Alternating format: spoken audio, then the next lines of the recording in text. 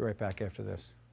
That was fun. If you would like more information on this program, or if you'd like to express an opinion, email us at info@caucusnj.org and visit us online at oneonone.org. You're looking at David Mitsak, founder and director of Mud, Sun, Fun. Good to see you, David. Good to see you too. Thank you. What the heck is Mud, Sun, Fun? I happen to know because my kid was involved in your camp. My kid Steven, son Steven. That's right. But let the world know what Mud, Sun, Fun is. Okay, well, it's a lot like what it sounds. There's mud in the sun, and we have fun with it. Yeah, but there's more to it than that. Yeah, there's a lot more to it than that, I guess. But that's the main things that you see. If you were just to look, you'd see a whole bunch of kids covered in mud, their parents sort of wanting to get in the mud and occasionally getting in and getting buried in it. You would also see, it would be summertime. We're looking at some video right now. Oh yeah, there it is right there. So yeah, there they are. They're stomping in the mud. That's the teenagers. But the little ones get even more excited than that. You got my 8-year-old involved too.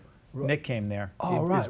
Yeah, they make that squealing noise that that the adults can't make. You know, the high-pitched one? I've tried to mimic it. Can't do it. You can't do it, no. No, but what's interesting, and by the way, where'd you get that New Jersey accent? I don't know. Now, you're born in the United States, but then you grew up in Australia. So I'm doing what my parents did to me. I'm getting revenge. For their grandparents, because my parents left their parents and moved to Australia and never came back. Right. And so now I'm doing the revenge reverse thing, where I'm moving back to America, so never seen. Why'd you go to Atlanta? Where does that fit in?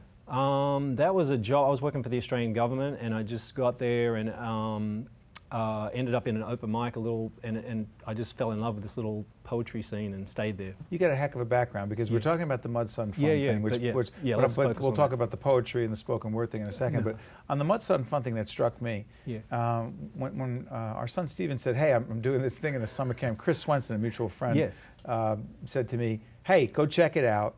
And I go there and I see Steven working. I thought it was a summer camp, I guess, but then you're building this bench. Can I call it a bench? It was a wall with a bench. Yeah, it had a whole bunch of things in there. Yeah, but a window. Yes. We're bringing all the concepts of shelter. So we had a real foundation that was made of stone and gravel, and then we had a load-bearing wall that was strong enough to hold up a roof, and a big, thick, thing that would have held up a roof anywhere. In the tradition of the adobes that are 1,000 years old, all around the world, in all continents, So we built a wall. We had a little opening with a window. But by the way, it's overlooking a little baseball field where kids can watch. Kids and their parents can watch baseball. Yeah, exactly. What's it made of? It's just those 3 ingredients: clay, sand, and straw. And the clay we got right out of the ground, right here in New Jersey. We dug it we had someone that dug it out for us. So it's just clay, sand, and straw, and it's sun-dried. And it takes people like Chris Swenson, from the Tutoring Club. He's a businessman who wants to help do community. So it's all about community. I think that's the main thing. It's community. You have parents, you have kids, you have grandparents that all come together and sort of have a bit of fun and do something together. Where'd the idea for this come from? The inspiration in you? Yeah, I think it came from a few places. I grew up in a really tight-knit community in a sort of theatre type. We had a little community theatre place, but then when I was 19, I went to the islands near Australia, the Solomon Islands, and I stayed with a little family for a couple of months. And while I was there, they decided to build a house. And it was such an exciting thing for everyone. It's sort of like the barn raising thing, but they would break out into song. And it was just like, a big basket weaving project, and everyone got really, really excited about building their house. And so from that time on, I could never really take the world so seriously, because when you in the world, like there's people try to make everything serious, but I always had that at the back of my head, that you can be really unserious and build a house, So that was always in the back of my head. And then when I came to Atlanta, I saw the poets all talking about community, and I didn't know what that word meant. I was like a corporate guy at that time. Some of them were being evicted at the time, right? They were losing their homes. That's right. So, what did that do to you, or for you? Yeah, I think it just sort of threw me that it made me realize that there's another, I guess they're calling it social capital and stuff like that. So you can chase the real capital, the money, but then there's also this other thing that people are calling social capital, community, the word village, all these other words that I'd had experience with and did touch me, started, calling to me and saying, what is this? What is the definition of community? What's the definition of a village? What's the definition of, all that, stuff? What's interesting is that as I Googled you, right, that's what we do. Yeah. I said, who is this guy?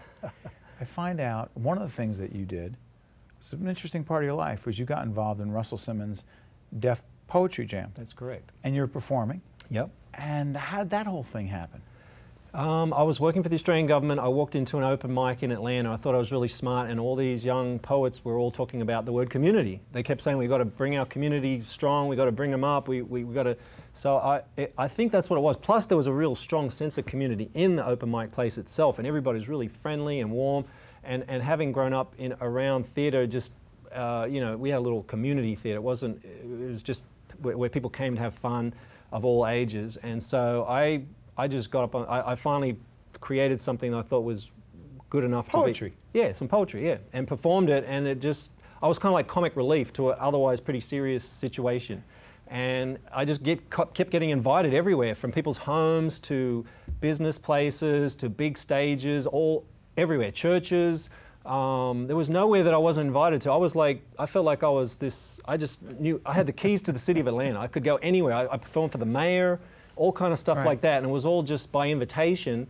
And then they created that Deaf Poetry Jam show. And you performed on HBO. Yep, and I was on that a couple times. And by the way, you can check out David Gwan to YouTube or wherever, and you can check out his stuff. My stage name is Ratsack. It's not. Say it again. Ratsack, R-A-T-S-A-C-K. That's your stage name. Yeah, but check that out.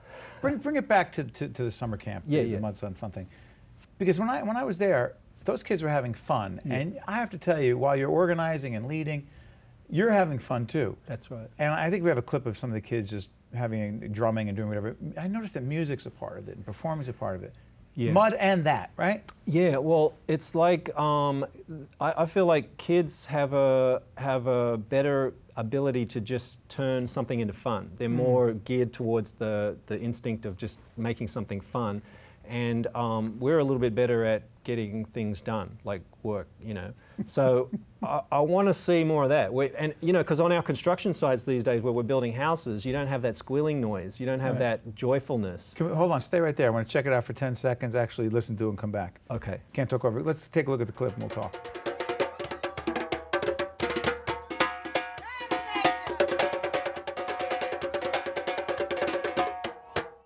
What were we looking at right there? That was actually last year in Newark, and that's the Adelaide Sanford Charter School drumming troupe. And they came out to one of our events and totally blew everything. Like, people were stomping in the mud, but once the drums get going, then people start getting more and more excited and want to stomp harder. Because the whole thing of making Adobe so it lasts forever is to thoroughly homogenize it. So you have to mix it. Now, you could get a machine and, you know, but it wouldn't be as fun as taking off your socks and shoes and stomping to drums, and then you know, covering your parents in mud and all that kind of stuff, like you're at the beach. And what's next for you? Next, I want to work more with teenagers, and I want to find a piece of land and a bus where I can just get lots of people and build a house this way, and make it into a performance. So have choreography, have an audience come and watch. It'll be like a barn raising thing, but it'll be a performance. And it might go on for a while. There might be several performances, but we'll have some land and we'll build a little house, and it'll be the most fun we've ever had. How much do you love what you do? I love it a lot. You couldn't do what you do if you didn't love it. No, I don't think so. You definitely need love for what you do in order to do it. I mean, maybe not, but I think you need love. No, the way you do it, it'd have to be love. I mean, you could do it, I imagine, in theory, but I watch you do it, and I see the kids who are so proud to show you what they've done, and I see your reaction to it. Yeah, that's right. Yeah. You can't fake that for too long. You're into it. No, you can't fake it. And listen, thank you. You're doing a great public service for the community as you describe it. Thank you, David. Thank you. Stay right there. No, for sure. One-on-one continues right after this. Stay with us. If you would like more information on this program, or if you'd like to express an opinion, email us at info@caucusnj.org and visit us online at oneonone.org. Welcome back to One on One. I'm Joanna Kaplan-Gagas. I'm sitting here with Deborah Dowdell, who is the president of the New Jersey Restaurant Association. Welcome, Deborah. How are you doing? Fine, thank you. Thanks for having us. What is the New Jersey Restaurant Association? The New Jersey Restaurant Association is a statewide business organization. And I'm often asked, you know, why does the restaurant industry need an organization to represent it? Many people are surprised to know that we are the largest private sector employer in the state of New Jersey, employing over 300,000 people.